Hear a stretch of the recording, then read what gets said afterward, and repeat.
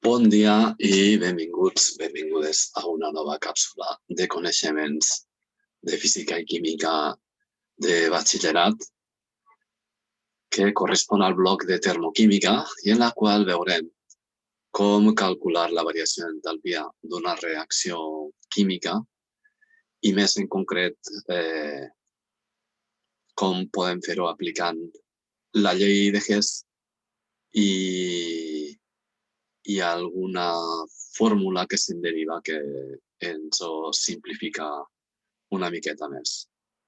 Així que, si esteu preparades i preparats, comencem. Primer de tot,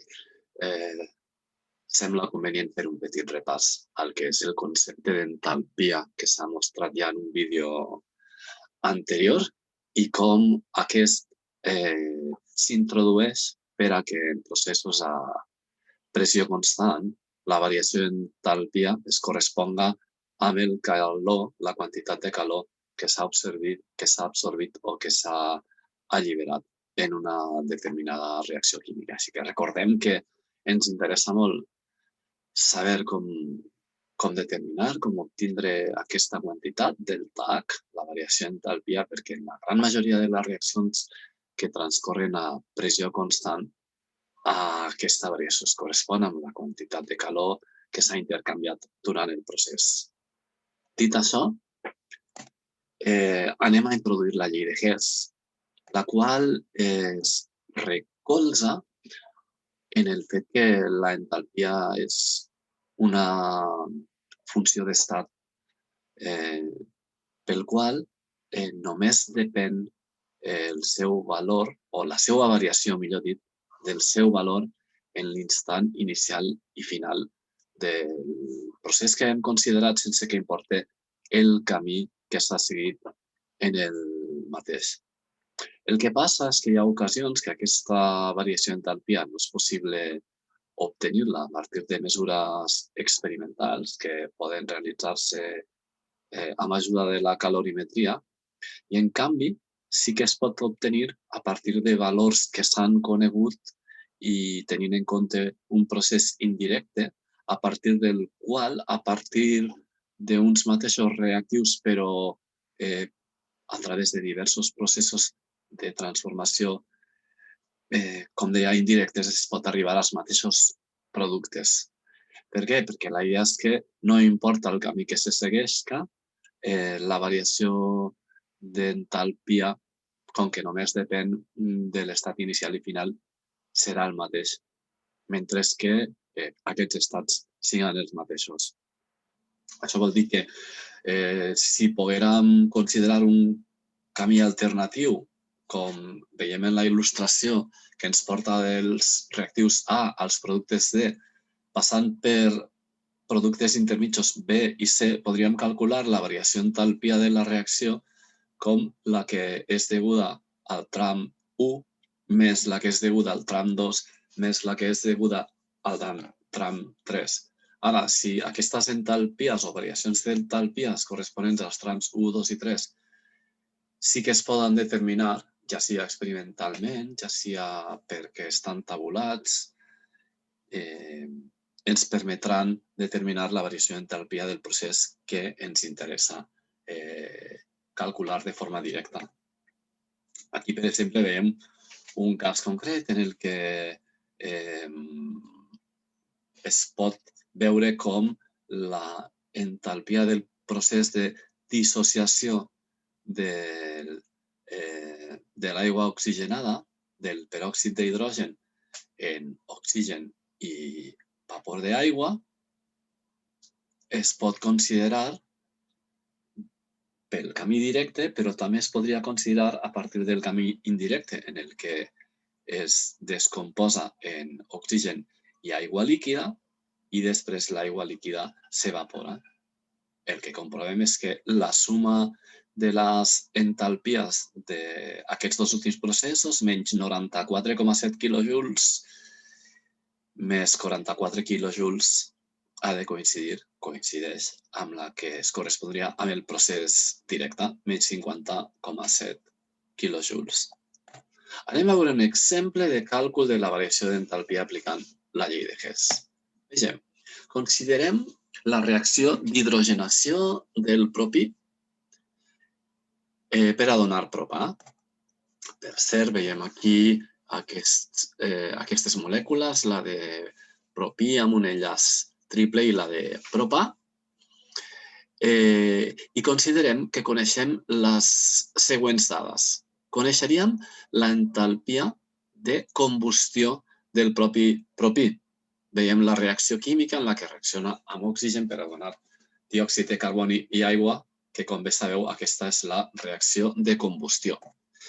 Imagineu que sabem també la variació d'entalpia associada a la combustió del propà. Veiem la reacció, igual que la d'abans, degudament ajustada. Si vols, pots parar el vídeo i comprovar que està correctament ajustada. Imaginem que també coneixem la variació d'entalpia de formació de l'aigua líquida a partir d'hidrogen i oxigen moleculars, òbviament en el seu estat gasós. Coneixem aquesta informació. I el que volem és conèixer la variació d'entalpia d'hidrogenació del propí. Quina és la idea? Volem veure com transformar aquestes tres equacions termoquímiques de tal manera que al sumar-les ens donen aquella que nosaltres estem buscant determinar-ne la variació d'entalpia. Suggerència, primer de tot, veiem que és convenient invertir la segona equació, perquè en la segona equació tenim el propà i en l'equació d'interès que tenim escrita dalt a la dreta, el propà està a la dreta. Així que invertim la segona equació. El que passa és que si invertim l'equació també hem d'invertir el signe de la variació d'entalpia. Comproveu el valor que teníem i ara el valor, el que passa és que canvia de signe perquè com que estem intercanviant productes reactius, el signe també s'intercanviarà. Ara, el següent pas que veiem que pot ser convenient és multiplicar la tercera equació per 2. D'aquesta manera tindrem un 2, el coeficient estequiomètric 2, davant de l'hidrogen, que és el mateix que tenim en l'equació que ens és d'interès. Així que, què és el que passarà? Ens quedarà aquesta equació i la seva variació d'entalpia associada estarà també multiplicada per 2.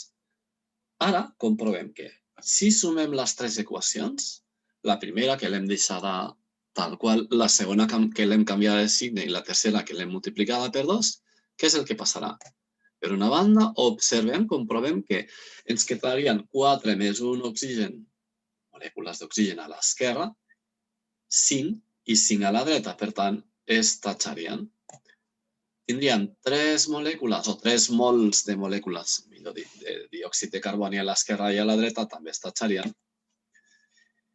Ens podríem tatxar també els 4 mols de molècules d'aigua que queden a l'esquerra amb els 2 més 2, 4 que queden a la dreta, i el que quedaria, el que romandria, seria el propí més 2 hidrogen per a donar propà. Exactament la reacció química que nosaltres estàvem buscant.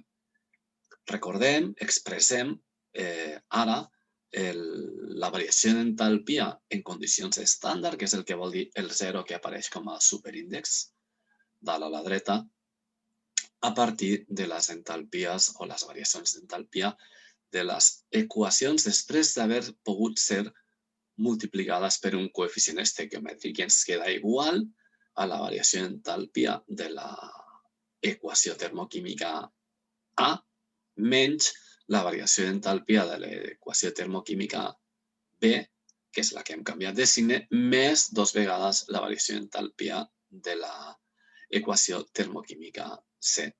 Substituïm els valors i obtenim que la variació d'entalpia en condicions estàndards de la reacció d'hidrogenació del propí ha de ser igual a menys 289,6 quilojoules partit per mol. Deixem una referència de la pàgina web de la que hem extret aquest exemple i el posarem també en el blog per a que puguis consultar-lo en el llistat de recursos de reforç i ampliació.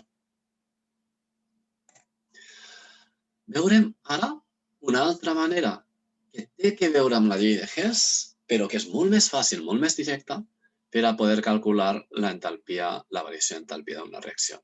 En aquest cas, a partir de les entalpies de formació dels seus reactius i productes. Començarem de nou directament amb un exemple, un que es correspon concretament amb una pregunta de selectivitat. En diverses comunitats autònomes, diversos anys, s'ha plantejat aquesta pregunta. Anem a llegir l'enunciat. El toluè, veiem la fórmula i després veurem el dibuix de la molècula, és un hidrocarbur líquid molt important en la indústria orgànica, utilitzant-se com a dissolvent i també en la fabricació de tints, colorants, medicaments i explosius com el TNT. Dir que aquest tipus d'introducció és molt típic de certes preguntes de química de selectivitat. Ara ja entrem més en matèria.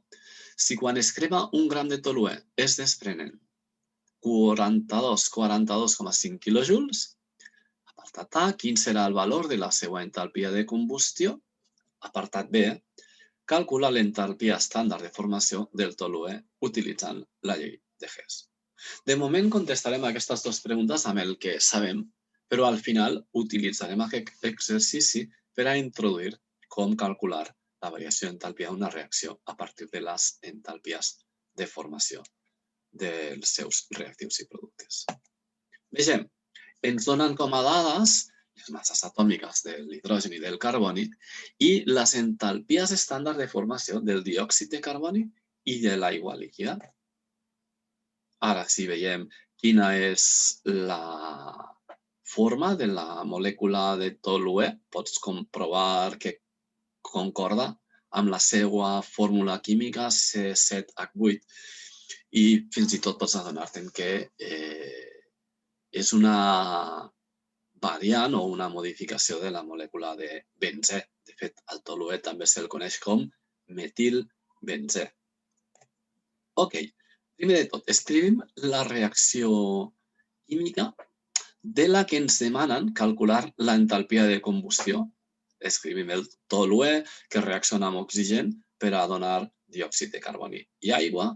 Tenim que ajustar la reacció, la veiem ja ajustada i el que ens estan demanant és quan valdrà la variació d'entalpia d'aquesta reacció de combustió. Per això que hem posat la C com a subíndex en condicions estàndard, el qual expressem amb el 0 com a superíndex del toluè, que es troba en condicions estàndard en estat líquid.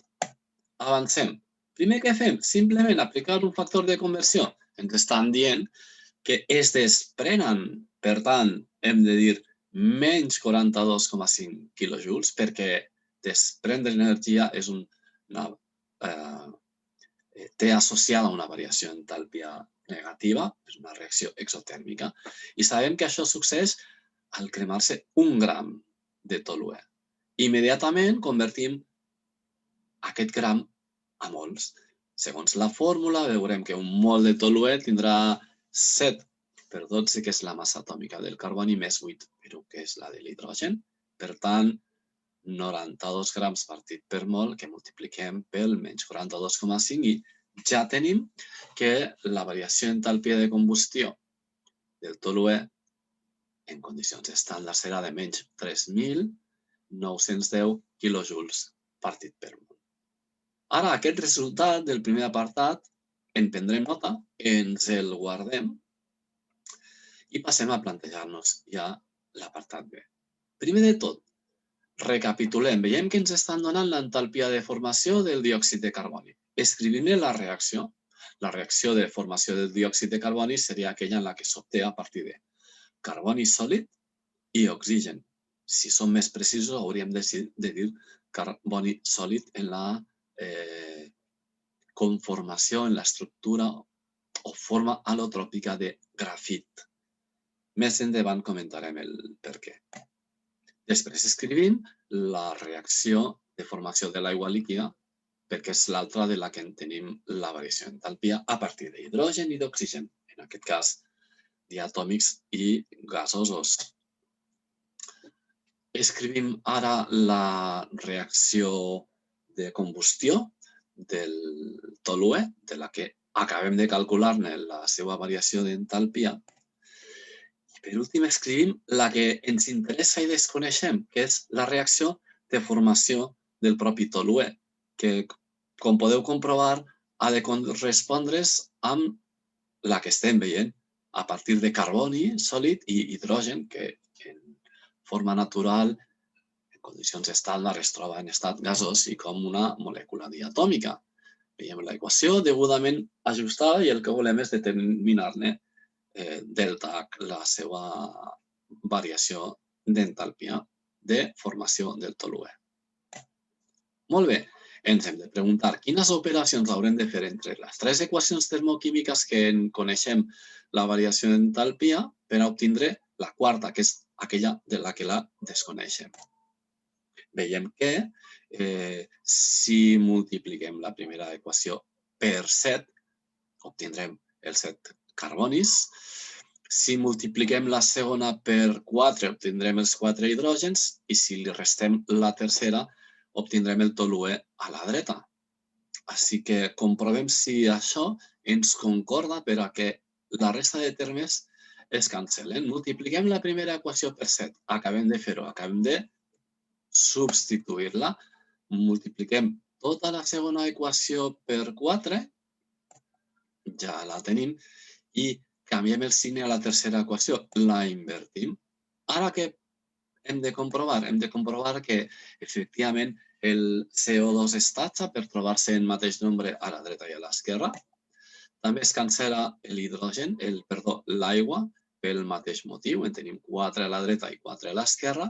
Al sumar-les es cancel·larien i es cancel·larien els oxígens. Els O2 en tenim 7 més 2, 9 a l'esquerra i 9 a la dreta. De tal manera que, efectivament, així obtindríem l'equació que estem buscant. 7 carbonis més 4 molècules d'hidrogen per a formar el toluè, C7H8. Per tant, podem obtindre la variació d'entalpia ara ja substituint en aquesta equació que hem trobat els valors coneguts de les entalpies que havíem pres nota dalt o a meitat de pantalla a la dreta, obtenint un valor de més 10,2 quilojoules partit per mol. Veiem, per cert, que el procés de formació del toluè es correspon amb una reacció endotèrmica. Necessita calor o absorbeix calor de l'entorn. Així que hauríem contestat ja la pregunta, però ara volem anar a aprofitar aquest resultat per a veure com podríem calcular l'entalpia d'una reacció química a partir de les entalpies de formació. Mireu, prenem nota d'aquest resultat que hem obtingut i l'anotem a la dreta. La variació d'entalpia o la entalpia de formació del toluè l'hem afegit. Aquest llistat de dades és igual a més 10,2 quilojoules partit per mol. Molt bé, replantegem-nos ara la reacció de combustió del toluè. Anem a veure com podríem calcular-ne la seva variació d'entalpia i comprovem que simplement invertint, aïllant el terme corresponent a la variació d'entalpia de combustió del toluè, de l'equació que tenim escrita just baix de la línia blava horitzontal, ens trobem que aquesta hauria de ser igual a 7 vegades la variació d'entalpia de formació del diòxid de carboni més 4 vegades la de l'aigua menys la pròpia variació d'entalpia de formació en condicions estàndard del toluè. Què és el que observem clarament? Reescrivim aquesta equació més gran per a destacar el que podem observar. És que els coeficients amb els que multipliquem les entalpies de formació dels productes es corresponen exactament amb els coeficients estequiomètrics d'aquests productes en la reacció ajustada per cada mol de toluè que es crema. Després, en realitat, estem restant, tenint en compte que com a reactiu al toluè l'estaríem multiplicant per un coeficient estequiomètric 1, que no se sol escriure, la que estaria multiplicant, restant la variació d'entalpia de formació del propi toluè. Què passa amb l'oxigen? Veiem que l'oxigen és un reactiu que té el seu coeficient estequiomètric, però no apareix en aquesta expressió. Per què? Bé, la idea és que tots els elements químics purs de la taula periòdica, en concret dir que el carboni, en el cas del carboni en la seva forma al·lotròpica de grafit, i els gasos diatòmics són hidrogen, oxigen, nitrogen, clor. Per ser la forma en què es troben en la naturalesa, en condicions estàndard, tenen associada una entalpia de formació igual a 0.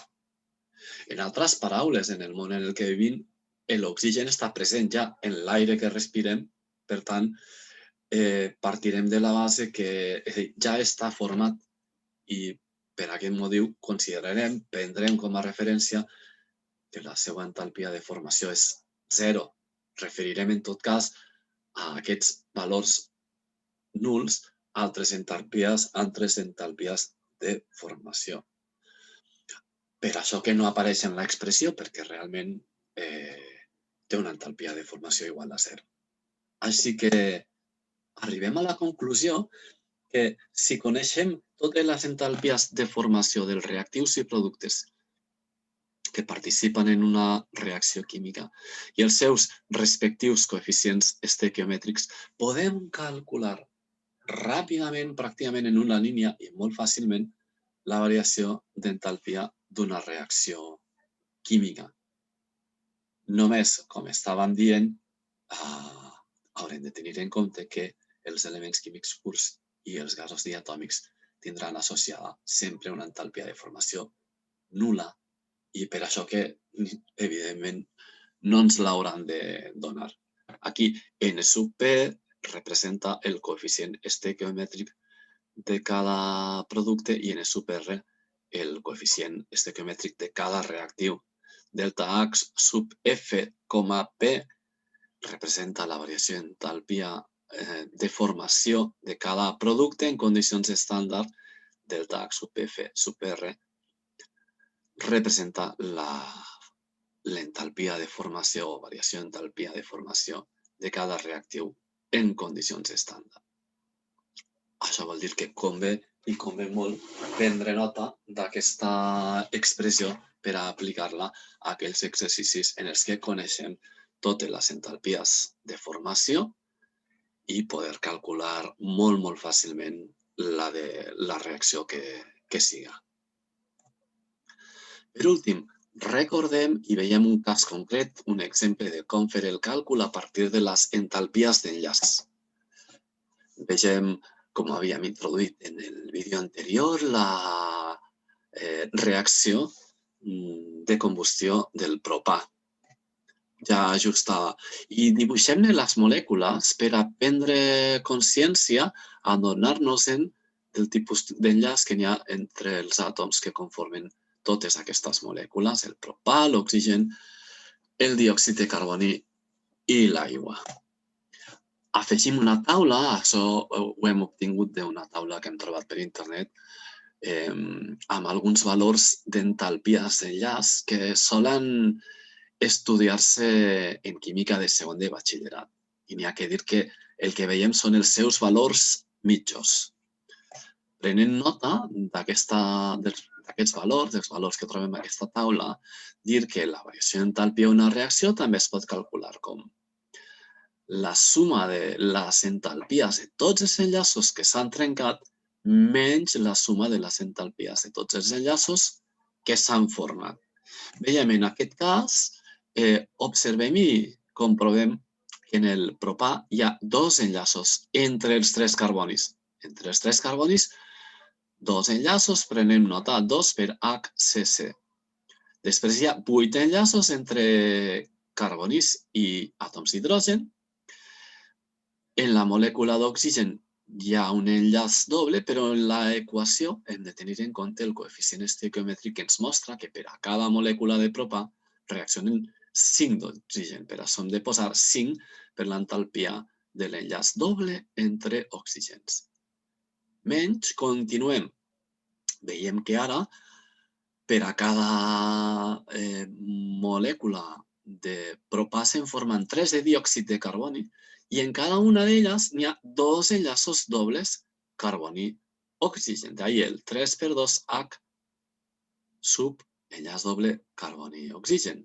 I per últim, se'n formen 4 molècules d'aigua, en cada una de les quals n'hi ha 2 enllaços simples, oxigen i hidrogen. Ara, buscant en la taula els valors corresponents, podem substituir-los obtenint una variació d'entalpia de combustió, podríem dir, quan es tracta d'una reacció de combustió, en ocasions es posa com a subíndex, en lloc d'una R, una C, de menys 2.023 quilojoules partit per mol. Per cert, si busquem el valor de la entalpia de combustió del propà en Google, trobarem un resultat lleugerament diferent. Dir que això és algo molt comú i no tenim que preocupar-nos. No se sol obtenir el mateix valor si es calcula la variació d'entalpia d'una reacció a partir de les entalpies dels enllaços que si es fa a partir de la entalpia de formació de les diverses substàncies que hi participen. Així que, com a resum, dir que la variació d'entalpia d'una reacció es pot calcular de forma experimental a partir de les mesures que s'obtenen utilitzant un calorímetre i en aquest cas convertint, relacionant la variació d'energia interna amb la variació d'entalpia, com havíem vist en el vídeo anterior. Es pot fer aplicant la llei de Hess. Un cas concret d'aplicació de la llei de Hess és aquell que ens permet determinar-ne el valor només a partir de les entalpies de formació de reactius i productes. I un cas que té a veure amb algo que s'introdueix en segon de batxillerat és aquell en el que es calcula a partir de les entalpies dels enllaços trencats i els enllaços formats. Només advertir que quan es fa en aquesta última forma, aparentment els signes són els contraris dels que veiem quan ho fem a partir de les entalpies de formació, ja que en aquest cas els enllaços trencats es corresponen a reactius i els formats a productes. I a més, en aquest cas, considerarem totes les substàncies, també aquelles que puguen ser molècules molècules diatòmiques que no tindrien una entalpia de formació, però sí una energia o entalpia d'enllaç. Amb això completem aquesta revisió de formes possibles de càlcul de la variació d'entalpia d'una reacció química que està ja en el nucli de la termoquímica de primer de batxillerat, esperant que hagi sigut el més aclaridor possible. Sense més, ens despedim. Fins la propera. Adeu.